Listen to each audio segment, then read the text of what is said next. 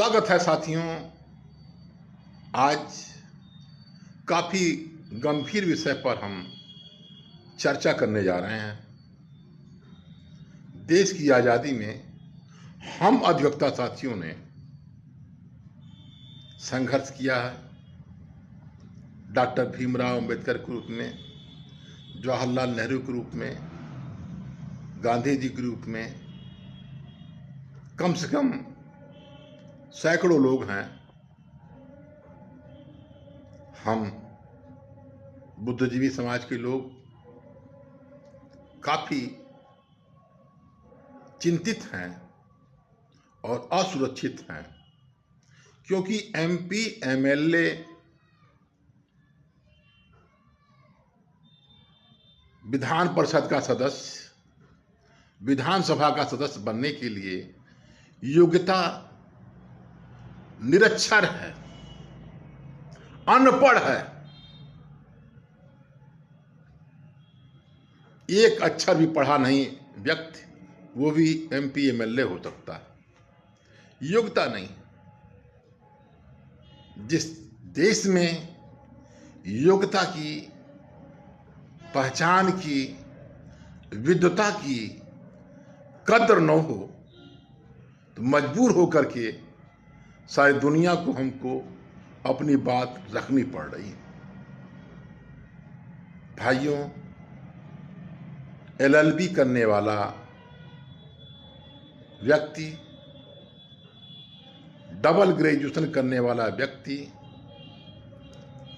Advocate हो सकता है। एडवोकेट एक्ट बना हुआ है।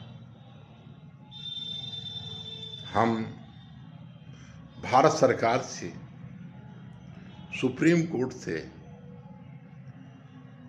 बार बार अनुरोध करेंगे कि विधानसभा, विधान परिषद, राज्यसभा, लोकसभा का जो प्रत्याशी हो, कम से कम राजनीति शास्त्र से एमए हो, लॉ ग्रेजुएट हो, उसे ही एमपी, एमएलए बनने का, प्रत्याशी बनने का सौभाग्य मिले। भाइयों और बहनों, अधिवक्ता फंड बना हुआ है।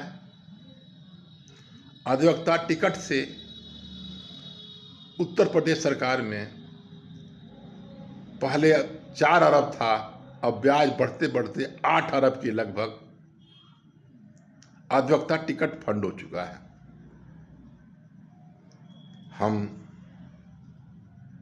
हमारे प्रतिनिधि सुप्रीम कोर्ट में भी गुहार लगा चुके हैं, अधिवक्ताओं को पेंशन मिले। हम चाहेंगे कि अधिवक्ताओं को पेंशन कम से कम 20,000 रुपये प्रति माह 60 वर्ष की आयु में मिले। यही नहीं, एक्सीडेंट हो जाने पर या अस्थायी अपंगता पर 10 लाख की सरकार सहायता तत्काल करे। अधिवक्ताओं को राज्यसभा में, लोकसभा में, विधान परिषद में टिकट दिया जाए, सीट आरक्षित की जाए। जिस देश में शिक्षा की कद्र होती है, उस देश के लोग बुद्धिजीवी होते हैं और साक्षरता का ग्राफ बढ़ता ही जाता है और विश्व को विकसित राष्ट्र बनाने में मदद मिलती है। हम चाहेंगे कि हमारे देश के प्रधानमंत्री जी, राष्ट्रपति जी भारत के संविधान को अक्षरशः लागू करें। न्यायपालिका बिल्कुल अलग है, कार्यपालिका अलग है, व्यवस्थापिका अलग है।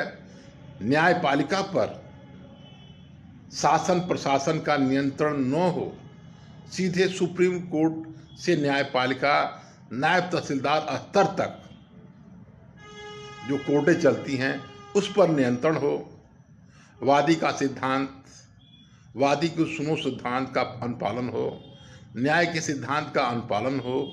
हम सभी से आग्रह करेंगे कि भारत सरकार, राज्य सरकार, हम अधिवक्ताओं की समस्याओं को सुने, हमें पेंशन मिले और न्याय का सिद्धांतों का अक्षरशः पालन हो।